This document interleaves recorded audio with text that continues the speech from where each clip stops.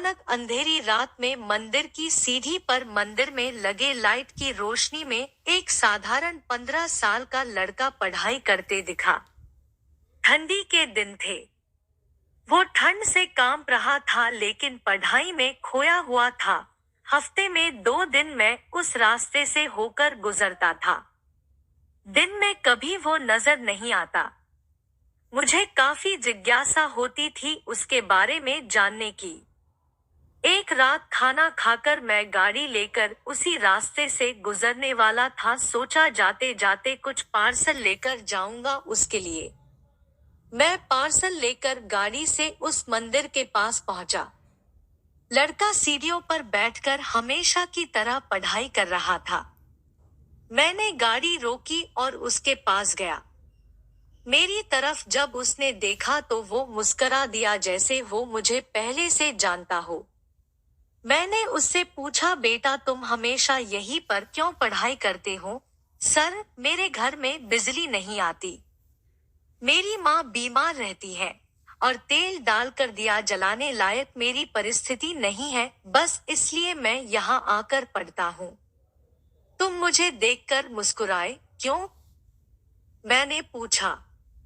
क्योंकि आप भगवान है, वो बोला। ऐसा नहीं है, मैंने कहा। नहीं, आप भगवान ही है, वो बोला। चलो वो सब जाने दो। मुझे बताओ, क्या तुमने खाना खा लिया? क्योंकि मैं तुम्हारे लिए खाने का पार्सल लाया हूँ। देखा, इसलिए मैं आपको भगवान कह रहा था।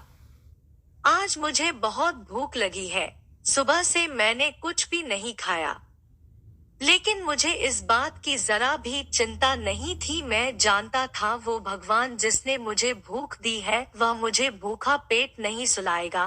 किसी ना किसी रूप में आकर मुझे खाना देगा और आप खाना लेकर आ गए। आप भगवान ही हो ना।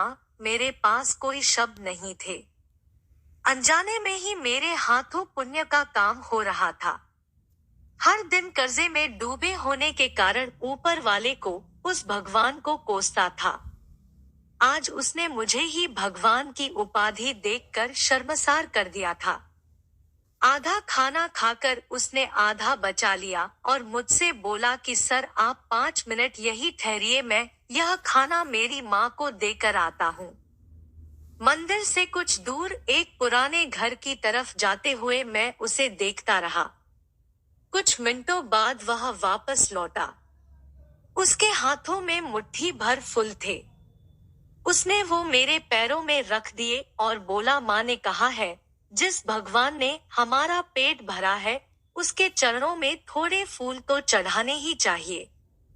मेरी आंखें बंद हो गई और उसमें अपने आप आंसू निकल आए। आंखें खोल के मैंने उसके पुराने घर के तरफ देखा। उस घर के सामने पड़े पत्थर में भी मुझे प्यारी सी मुस्कान दिखाई दे रही थी। उस लड़के की आंखों में मुझे साक्षात भगवान दिखाई दे रहा था। दोस्तों, कहते हैं कि भगवान सबकी मदद करते हैं, बस वह खुद सामने नहीं आते। किसी ना किसी के जरिए हम तक वह मदद पहुंचा देते हैं। बस जरूरत है तो उन पर विश्वास करने की।